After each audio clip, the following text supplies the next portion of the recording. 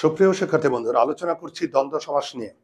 খুব সহজেই দ্বন্দ্ব সমাস শিখবো এবং দ্বন্দ্ব সমাস কিভাবে নির্ণয় করা যায় আমি টেকনিক শিখিয়ে দিচ্ছি। আর কখনোই দ্বন্দ্ব সমাস নির্ণয় করতে ভুল হবে না। তার আগে জানতে হবে এই দ্বন্দ্ব সমাসের দ্বন্দ্ব অর্থ কি। আমরা একটা দ্বন্দ্ব অর্থ জানি ঝগড়া, বিরোধ, তাই না? কিন্তু এই সমাসটা কি ঝগড়া করে, বিরোধ করে? মোটেই না। তাহলে দ্বন্দ্ব সমাসের দ্বন্দ্ব শব্দের অর্থটা সবার আগে আমরা একটু জানি। একটু লিখো। আমি দ্বন্দ্ব শব্দের প্রচলিত অর্থ, দ্বন্দ্ব শব্দের প্রচলিত অর্থ ঝগড়া বা বিরোধ বোঝালেও, দ্বন্দ্ব শব্দের প্রচলিত অর্থ ঝগড়া বা বিরোধ বোঝালেও ব্যাকরণগত অর্থ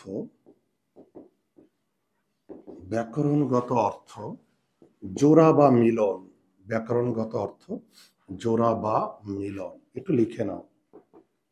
তাহলে দেখো কি বলেছে, দ্বন্দ্ব শব্দের প্রচলিত অর্থ ঝগড়া বা বিরোধ বোঝালেও ব্যাকরণগত অর্থটা কি বলতো? জোড়া বা মিলন। আচ্ছা, জোড়া হয় কয়টা নিয়ে? দুইটা নিয়ে জোড়া হয়। এই দ্বন্দ্ব সমাস দুইটা পদ নিয়ে হয়। যেমন দেখো, এই যে মা ও বাবা, মা বাবা, খেয়াল করো এখানে দুইটা পদ, মা বাবা। এই যে জোড়ায় জোড়ায় শব্দ, বুঝতে গিয়ে পারলা? জোড়ায় জোড়ায় শব্দ, এখানে কি এক জোড়া শব্দ না?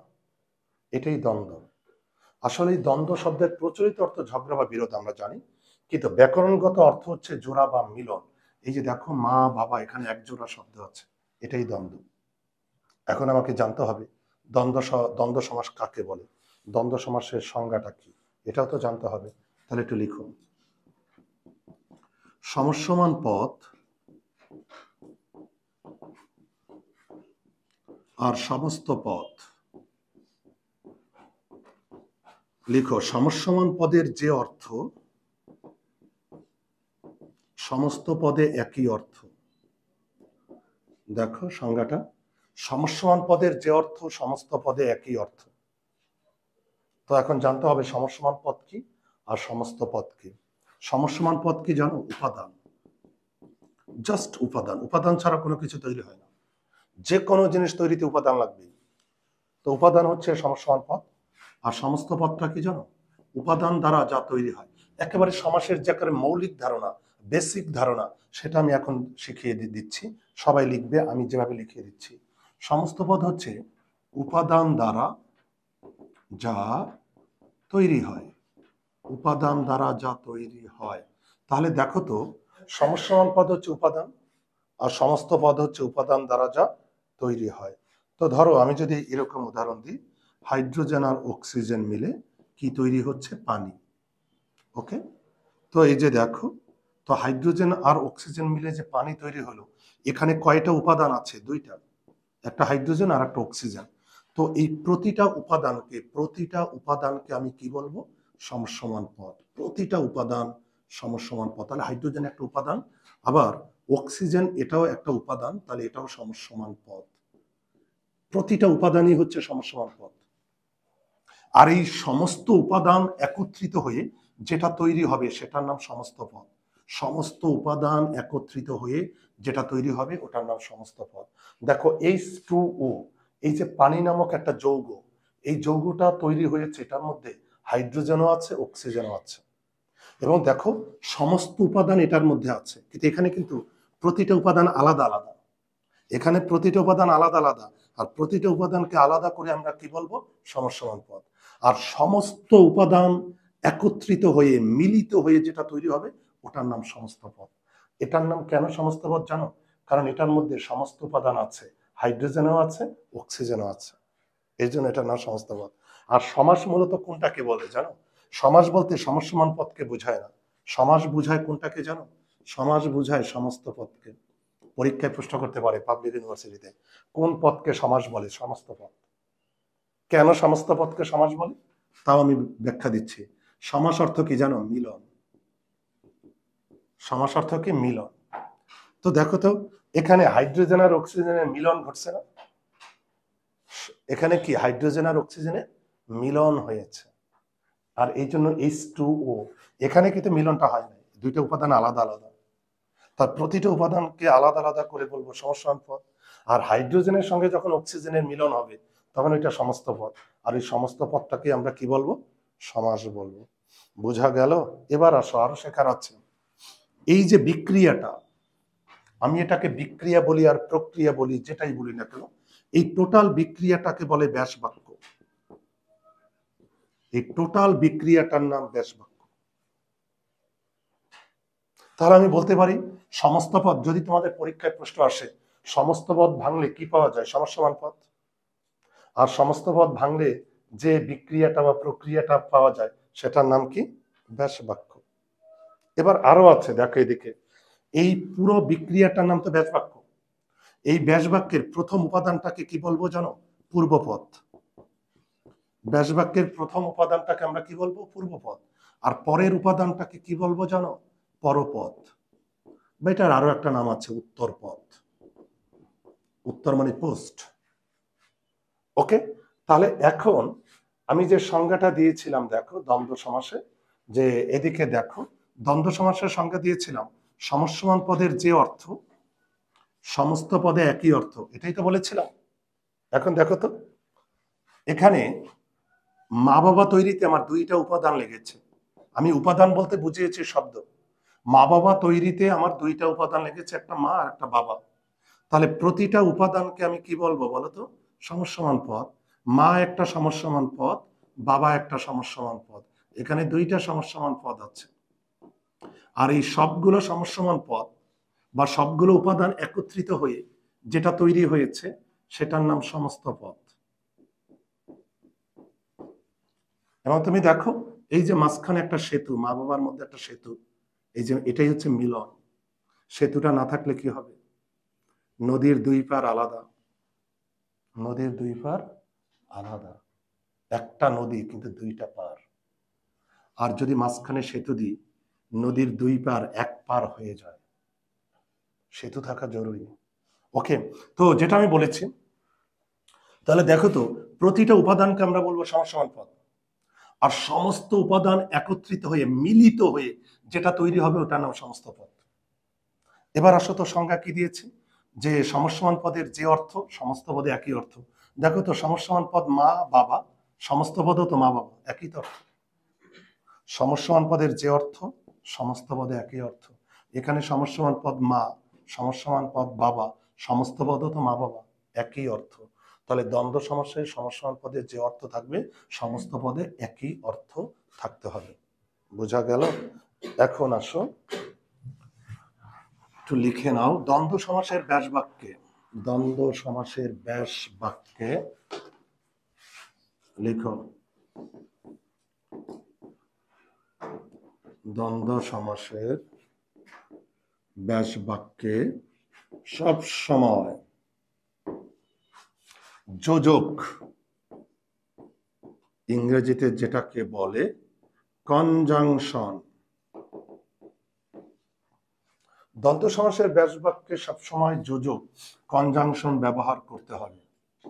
কনজাংশন ব্যবহার করতে হবে ব্যাস বাক্য। দেখো তো এখানে ব্যাস বাক্য কোনটা? মা ও বাবা না? এই যে পুরো বাক্যটিকে, এই যে সমাসটাকে ভাঙলে যে বাক্যটা পাওয়া যাবে, এই বাক্যটার নাম কি? ব্যাস বাক্য। তাহলে দেখো এখানে মা ও বাবা, এটা হচ্ছে ব্যাস বাক্য। তো দেখো তো এখানে আমরা একটা ও ব্যবহার করেছি, এই ওটা হলো যোজক। আমি একটু আরো বলি, আসলে যোজক, কোন যোজকগুলো দ্বন্দ্ব সমাসের ব্যাস বাক্যে লাগবে? কোন যোজকগুলো দ্বন্দ্ব সমাসের ব্যাস বাক্যে লাগবে? একটু লিখো, ও আর এবং। ও আর এবং, এই তিনটা যোজক দ্বন্দ্ব সমাসের ব্যাস বাক্যে লাগবে। এখন দেখো তো মা ও বাবা, আমি ও না বলে আর ব্যবহার করতে পারি, মা আর বাবা। আর না বলে আমি এবং বলতে পারি, মা এবং বাবা, পারি না? তো পরীক্ষায় কিন্তু তোমাকে এই পাশ এইটুক দেবে, পরীক্ষা দেবে তোমাকে এইটুক, তুমি ব্যাস বাক্য করবা, ও আর এবং বসিয়ে দেবে। আর একটা জিনিস মনে রাখবে, এই যে যোজক, যোজকের পরিবর্তে মাঝখানে হাইফেন দিতে হবে। যোজকের পরিবর্তে মাঝখানে কি দিতে হবে? হাইফেন। কেন হাইফেন দিতে হবে জানো? তুমি যদি এখানে হাইফেন না দাও, দুইটা, এটা তো মিলন হয় নাই, দুইটা পদ আলাদা আলাদা রয়ে গেল। সমাস অর্থ কি? মিলন না? এই কারণে মাঝখানে হাইফেন দিতে হবে। হাইফেনটা হচ্ছে মিলন। আমার কথা কি বুঝতে পারছো? তো আসলেই এটা আমি টেকনিক শেখাচ্ছি না। দ্বন্দ্ব সমাস চেনা যায় একটা সমাস বাদে, একটা দ্বন্দ্ব বাদে। মানে ম্যাক্সিমাম যত দ্বন্দ্ব সমাস আছে, সব দ্বন্দ্ব সমাসের মাঝখানে কি থাকবে? হাইফেন। আর এই হাইফেনটা কার পরিবর্তে আসে জানো? যোজকের পরিবর্তে আসে। কনজাংশন, এই যে ও এর পরিবর্তে হাইফেন, এটাকে বলে যোজক চিহ্ন, সংযোজক চিহ্ন। তো কোন দ্বন্দ্ব সমাসে হাইফেন থাকবে না সেটাও আমি শিখিয়ে দেব। ওকে, এখন একটু লিখো। তাহলে পরীক্ষায় যদি তোমাকে এরকম দেয়, তুমি ব্যাস বাক্য করার সময় কি করবে? ও আর এবং বসিয়ে দেবে। এবার লিখো দ্বন্দ্ব সমাসের প্রকারভেদ। দ্বন্দ্ব সমাসের প্রকারভেদ।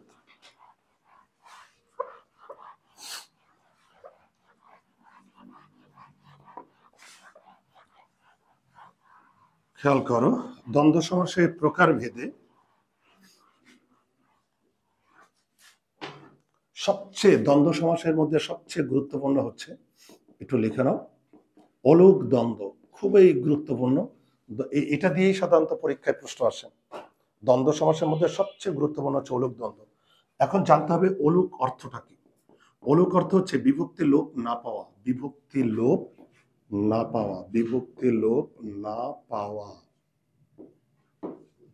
আমরা জানি বিভক্তি শব্দের পরে যুক্ত হয়ে, বিভক্তি হচ্ছে বর্ণ বা বর্ণ সমষ্টি যা শব্দের পরে যুক্ত হয়ে ওই শব্দকে বাক্যে ব্যবহারের উপযোগী করে, সেটা হচ্ছে বিভক্তি।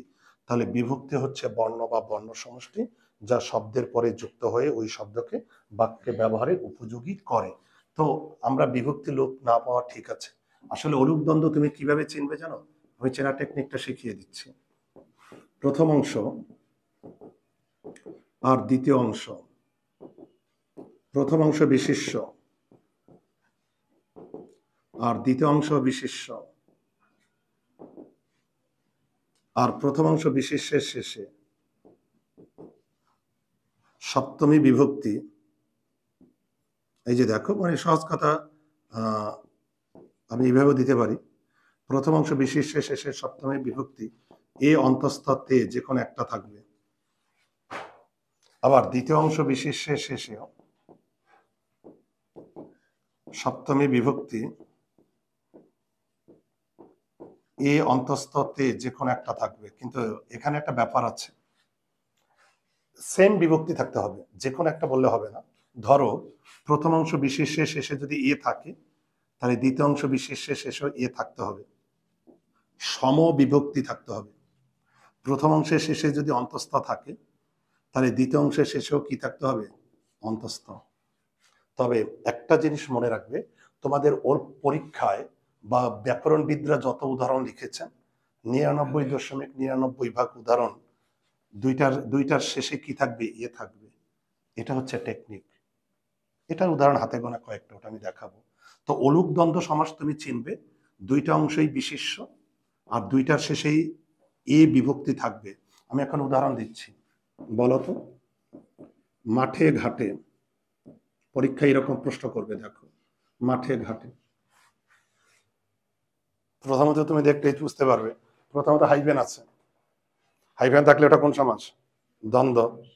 এবার আসো, দুইটার শেষে একই বিভক্তি, এই যে এ, দুইটার শেষে সেম বিভক্তি, তাহলে ওটা কোন দ্বন্দ্ব বলো তো? অলুক দ্বন্দ্ব। আর ব্যাস বাক্য করার সময় কি করবে জানো? মাঝখানে কনজাংশন দিয়ে দাও, যোজক, ও আর এবং। তো আমি ও আর এবং যদি দিয়ে দিই, যে ব্যাস বাক্য মাঠে ও ঘাটে, বা মাঠে আর ঘাটে, মাঠে এবং ঘাটে, বোঝা গেল? ব্যাস বাক্য করা খুব সহজ। এখন দেখো তো, মাছে ভাতে, দেখো কাগজে কলমে, সবগুলা শেষে দেখো দুইটা শেষে ই আছে। দেখো দুধে ভাতে, দুইটাই বিশেষ্য, দুইটার শেষেই ই আছে, দেখেছো? ওকে। পথে প্রান্তরে, কত উদাহরণ চাও, এটা দিয়ে কিন্তু পরীক্ষায় প্রশ্ন আসে। ওকে, তাহলে দেখো দুইটাই বিশেষ্য, দুইটার শেষে ই আছে। ওকে, এখন তাহলে ধরো আমি যদি এখন উদাহরণ দিই, দেশে বিদেশে, বলো তো এটা হবে কিনা। দেখো তো দুইটার শেষে এ আছে, এবং নট অনলি শুধু এ থাকলেই হবে না, তোমাকে এ বাদ দিয়ে দেখতে হবে দুইটা বিশিষ্য কিনা। দেখো তো এ বাদ দিলে দুইটাই বিশিষ্য পাওয়া যায়, দেশ বিদেশ। এ বাদ দিলে দেখো দুইটা বিশিষ্য আসে, মাঠ ঘাট, মাঠে ঘাটে দুই, আচ্ছা, মাছ ভাত, কাগজ কলম, দুধ ভাত, পথ প্রান্তর। অর্থাৎ তোমাকে এ বাদ দিয়ে দেখতে হবে দুইটা বিশিষ্য আছে কিনা। এবার আচ্ছা, এখন আমি একটু দেখি তো তোমরা কতটুকু বুঝতে পারলে। ছেলে মেয়ে, এটা হবে? হুম, হ্যাঁ, এই জন্যই তো মিঠু স্যার শেষে বিশেষ দ্রষ্টব্য মারছে। এই যে বলছে না, হ্যাঁ, এ বাদ দিয়ে দেখতে হবে দুইটাই বিশিষ্ট আছে কিনা। এ দেখলেই যে তুমি বলবা ভুল করো, আমি তো জানি কোন জায়গায় চোরাগলি আছে, চোরাবালি কোন জায়গায় আছে ব্যাকরণ, এটা আমি ভালো করে জানি।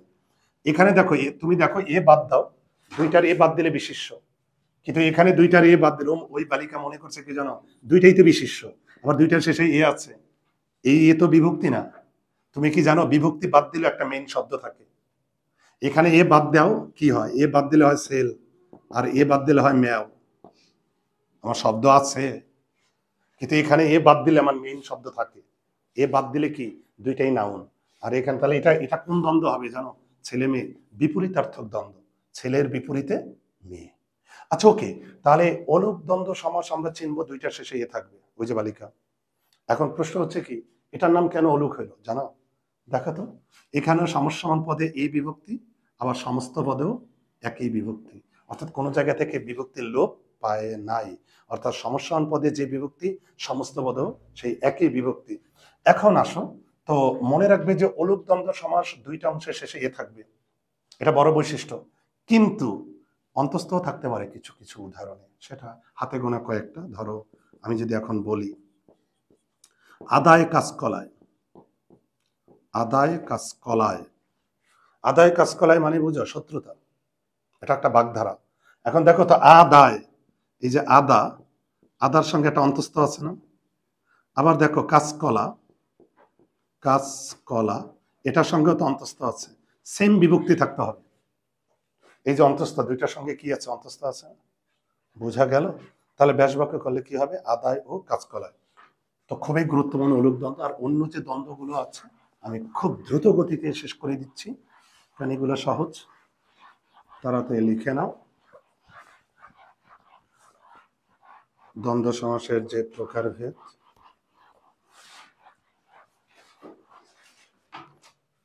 লিখো মিলনার্থক দ্বন্দ্ব, মিলনার্থক দ্বন্দ্ব। আচ্ছা, মিলনার্থক তো আমরা বুঝতেই পারছি, মিল বা সম্পর্ক বুঝাবে। কি বুঝাবে বলো তো, মিল বা সম্পর্ক বুঝাবে মিলনার্থক দ্বন্দ্ব। তাহলে মিলনার্থক দ্বন্দ্ব কোনগুলো জানো? মা বাবা, ভাই বোন, স্বামী স্ত্রী, স্বামী স্ত্রী, এগুলো মিলনার্থক দ্বন্দ্ব। ঠিক আছে, একটা সম্পর্ক বুঝাবে। ওকে, এবার লিখো বিরোধার্থক দ্বন্দ্ব, বিরোধার্থক দ্বন্দ্ব। বিরোধার্থক তো বুঝতেই পারি, বিরোধ বা শত্রুতা বুঝাবে, তাই না? খুব দ্রুত গতি, এগুলো সহজ, খুব দ্রুত গতিতে লিখো, বিরোধ বা শত্রুতা বুঝাবে। তোমরা কিছু ছোট্টবেলা থেকে কিছু বাগধারা শিখেছিলাম, সেই বাগধারা বিরোধ বা শত্রুতা বুঝায়। যেমন সাপে নেউলে, এই যে দেখো সাপে নেউলে, নেউল মানে কি, বেজি। সাপ আর বেজির মধ্যে বিরোধ সম্পর্ক, কেউ কাউকে সহ্য করতে পারে না। তারপর ওহি নকুল, একই অর্থ, ওহি নকুল, ওহি মানে সাপ, নকুল মানে বেজি। আবার দেখো দা কুমড়া, বিরোধার্থ। কুমড়াটা থাকতে চায় আস্ত, দা দিয়ে কোপ দিলেই টুকরো টুকরো হয়ে যায়, ওই থেকে কুমড়ার সঙ্গে দায়ের সম্পর্ক ভালো না, কারণ দা কুমড়ার পিস নষ্ট করে, আর দা কুমড়ার পিস নষ্ট করে ওকে পিস পিস করে ফেলায়, তাই না? আচ্ছা ওকে, এখন প্রশ্ন হচ্ছে সাপে নেউলে এটা অলুক দ্বন্দ্ব হতে পারে, সাপে নেউলে এটা অলুক দ্বন্দ্ব হতে পারে কেন বলো তো? দুইটা শেষে এ আছে, আবার এ বাদ দিলে দুইটাই বিশিষ্ট, সাপ নেউল। বুঝতে কি পারলে, সাপে নেউলে অলুক দ্বন্দ্ব হতে পারে। এখন পাবলিক ইউনিভার্সিটি এডমিশনে যদি প্রশ্ন করে যে সাপে নেউলে কোন দ্বন্দ্ব, ওখানে অলুক দ্বন্দ্ব আছে, বিরোধার্থক দ্বন্দ্ব আছে, অবশ্যই তোমরা উত্তর দিবে বিরোধার্থক দ্বন্দ্ব। যদি বিরোধার্থক দ্বন্দ্বের অপশন না থাকে তাহলে কোনটা দিবে বলো তো? অলোক দ্বন্দ্ব। ঠিক আছে, এবার লিখো বিপরীতার্থক দ্বন্দ্ব। এগুলো তো সহজ, একটু লিখে নাও অল্প কয়েকটা উদাহরণ। বিপরীতার্থক দ্বন্দ্ব অর্থাৎ বিপরীত শব্দ, জন্ম মৃত্যু। দেখো সবগুলোর মাঝখানে কিন্তু আমার হাইফেন আছে, দেখো, দেখেছ? সত্য মিথ্যা আছে না বলো? আলো আধার, ছেলে মেয়ে, সব বিপরীতার্থক দ্বন্দ্ব। বলো গো। হ্যাঁ, এই যে আমার বালিকাটা বলে যাচ্ছে সমার্থক দ্বন্দ্ব। দেখো সমার্থক হচ্ছে সমান বা একই অর্থ বুঝাবে, সমান বা একই অর্থ বুঝাবে। সমান বা একই অর্থ কিভাবে বুঝাবে দেখো একটু। আমি যদি এখন উদাহরণ দিই, রাজা বাদশাহ, রাজা বাদশাহ, দেখো মাথা মুন্ডু, চিঠিপত্র, কাজ কর্ম, কাজ কর্ম, ছেলে ছোকরা, সব একই অর্থ, সমান অর্থ। ওকে, তবে তোমরা ব্যাস বাক্য করার সময় ও আর এবং বসিয়ে দিবে। এটার সঙ্গে আরো একটা দ্বন্দ্ব লিখো, সহার্থক দ্বন্দ্ব। সহার্থক দ্বন্দ্ব, এখানে দেখো তো মেইন শব্দ কি? সহ। সহ মানে কি বলতো? সঙ্গে। একটু লিখে নাও, একটি শব্দের সঙ্গে আরেকটি শব্দ এমনিতেই উচ্চারিত হবে, উচ্চারিত হয়। দেখো একটি শব্দের সঙ্গে আরেকটি শব্দ এমনিতেই উচ্চারিত হয়, কোনো কারণ নাই। যেমন দেখো কাপড়, এটার সঙ্গে আমরা উচ্চারণ করি চুপুর, কাপড় চুপুর, কোনো কারণ আছে চুপুর বলি, তারপরে বলি। একটা শব্দের সঙ্গে আরেকটা শব্দ এমনিতেই আসবে। দেখো খাবার দাবার, একটা সঙ্গে আরেকটা আমরা এমনিতে নিয়ে আসি। দেখো আমরা কি বলি? গাড়ি ঘোড়া, রাস্তায় গাড়ি ঘোড়া চলে না। দেখো আমরা কি বলি? মশা, মশার সঙ্গে কি আনি? মাছি, মশা মাছি। বুঝতে পারলে? চাকর বাকর, চাকর বাকর। এই যে দেখো চাকর বাকর, একটা শব্দের সঙ্গে আমরা আর একটা শব্দ এমনিতে নিয়ে আসি। অর্থাৎ একটা শব্দের সঙ্গে যদি আর একটা শব্দ আমরা এমনিতে নিয়ে আসি তাহলে ওইটা কি হবে? সহার্থক দ্বন্দ্ব বা লাস্ট দ্বন্দ্ব, যেটাতে মাঝখানে হাইফেন থাকবে না। এখানে দেখো আমি যত উদাহরণ দিয়েছি মাঝখানে হাইফেন ছিল। একটা দ্বন্দ্ব সমাস যেখানে মাঝখানে হাইফেন থাকে না। একটু দ্রুত, আসলে এগুলো সহজ। আমার আরো আরেকটা ব্যাচ আমার এসে যাবে, যেখানে একটু তাড়াতাড়ি করছি। আর সহজটাকে সহজভাবেই শেষ করা উচিত। একশেষ দ্বন্দ্ব, একশেষ দ্বন্দ্ব, একশেষ দ্বন্দ্ব সমাসের মাঝখানে হাইফেন থাকবে না। আমি যেভাবে সংজ্ঞাটা দিচ্ছি ওভাবে একটু লিখে নাও। এক পদের মধ্যে সবগুলো সমসমান, এক পদের মধ্যে সবগুলো সমসমান পদ শেষ হয়ে যাবে। এক পদের মধ্যে সবগুলো সমসমান পদ শেষ হয়ে যাবে, অর্থাৎ ওই সমস্ত পদে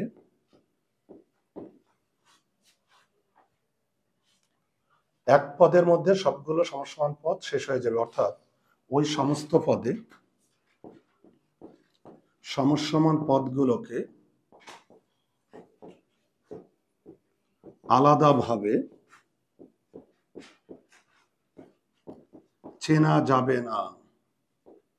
এই কথাটা গুরুত্বপূর্ণ। দেখো এক পদের মধ্যে সবগুলো সমসমান পদ শেষ হয়ে যাবে, অর্থাৎ ওই সমস্ত পদের সমসমান পদগুলোকে আলাদাভাবে চেনা যাবে না।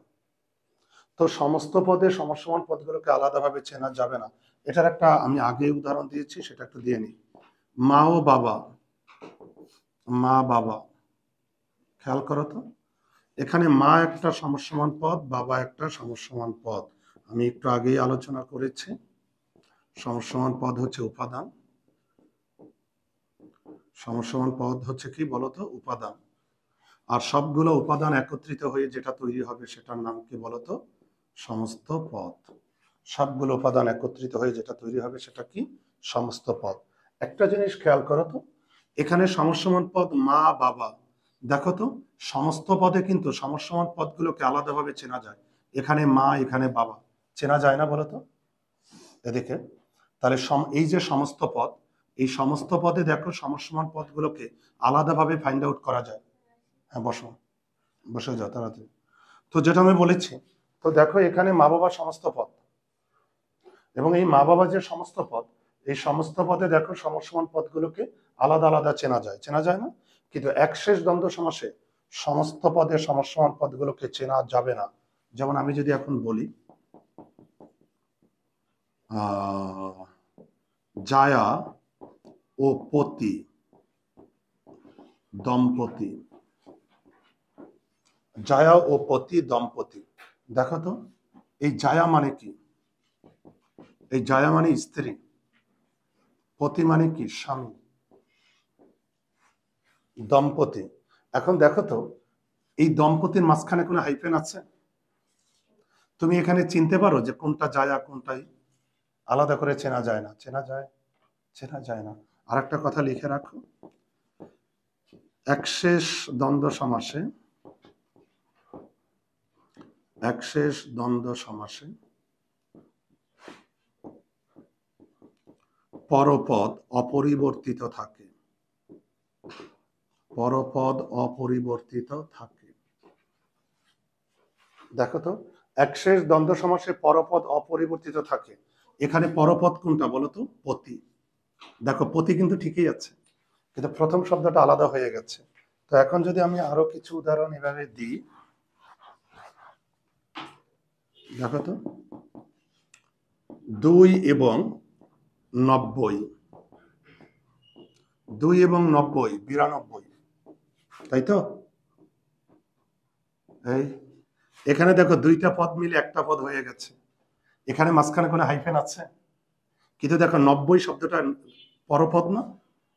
পরপদ কিন্তু ঠিকই থাকবে, শুধু প্রথম পদটা চেঞ্জ হয়ে যাচ্ছে। তুমিও আমি, কি হবে? আমরা। দেখো এই দুইটা পদ মিলে একটা পদ হয়ে গেছে, এবং মাঝখানে কোনো হাইফেন নেই। খেয়াল করেছ? এবং দেখো শেষ পদটা কিন্তু ঠিকই আছে, আমি থেকে আমরা। আমার কথা কি বুঝতে পারলে?